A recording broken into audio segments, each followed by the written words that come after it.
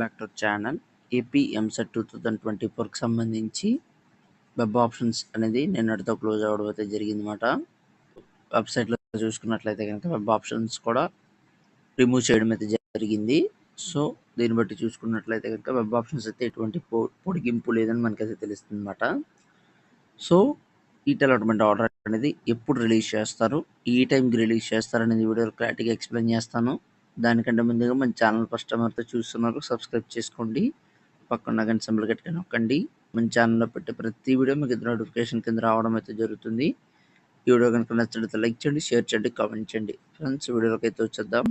ఇక్కడ మీరు చూసుకున్నట్లయితే కనుక the allotment will be placed on 16/7/2024 after 6 PM. So seat allotment order అనేది మనకి ఎప్పుడు రిలీజ్ చేస్తారన్నారు, 16వ తారీఖున అయితే రిలీజ్ చేస్తామని చెప్పడం అయితే జరిగింది.